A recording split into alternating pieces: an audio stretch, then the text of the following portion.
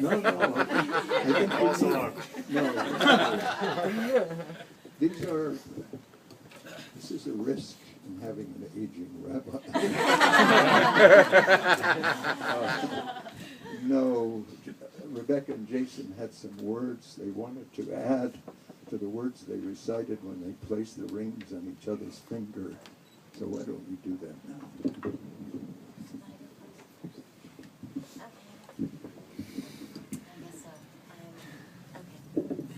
So we were going to read a passage each. Oh, sorry.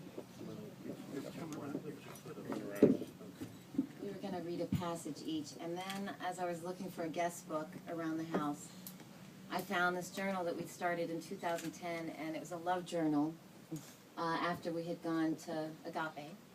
And it was with Michael Beckwith, yes, and his wife were doing a whole Valentine's Day thing, and they talked about how they kept a love journal. So we started a love journal, and this is the first entry that I wrote in 2010. Okay.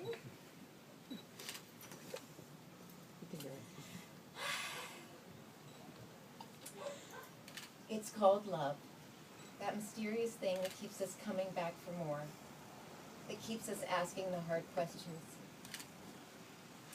I can try to tell you why I love you. You're an honorable man. You value integrity, loyalty, knowledge, and creativity. You are passionate about your work, your family, your friends, but most importantly, you're a man who is passionate about being passionate. You wake up in the morning eager to read me a quote from Heschel or discuss an article you found or figure out how a piece of music will fit a scene you are directing. You're committed to making a difference, to making a movie that moves people, to making a home where friends and family feel welcomed, and to loving without regret. These are a few of the obvious things. Then there are your eyes. This is private, so just keep that in mind. Then there are your eyes, your luscious mouth, your cute ass.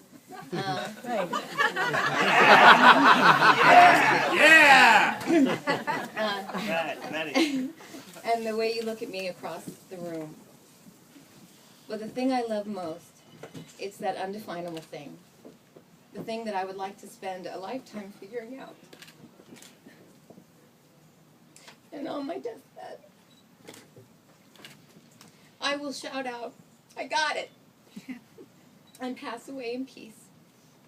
But until then, I want to be the ear you bend when you're brainstorming. The guide you rely on when conflicted, the shoulder you lean on when tired, and the smile you look for when you're happy. I want to spend my days excavating your very, very busy brain, and my years learning your tender heart. And that was in 2010, and I feel it even more now. Oh, yours is smaller, right? I'll take it.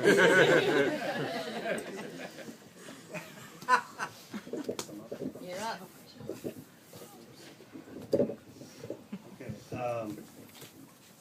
I wrote this an hour ago.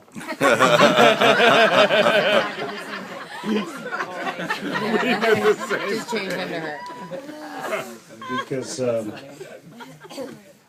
wanted to be as close to this moment as I could be, but not have nothing to say. So, depending on how sentimental we are, we can either add this to the love journal or I can transcribe it, if you like. And I think I've changed tense a couple of times, but that's my poetic license, because today is, today. That was actually for the English sheet. Yeah, it wasn't for me. It was.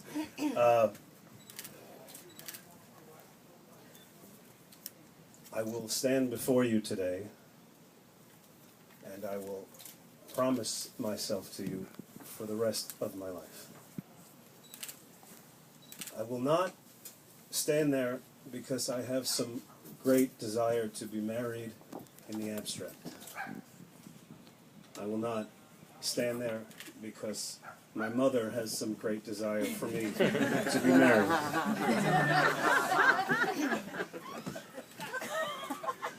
I I won't stand there because I'm 42 and I don't want to be the old guy at the club.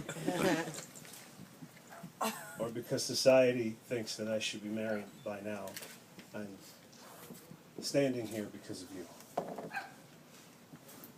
Because from the moment, I think you turned the page now, from the moment you stepped into my kitchen on our first date, which you didn't even know was a date, because sometimes I'm not clear, and you looked at me like a stranger and like my best friend in that hot little blue sundress, and you said, "Hi." I knew that one day I would be standing here. You know, for a time, when you're alone, you have this list of what you think you're looking for in another person.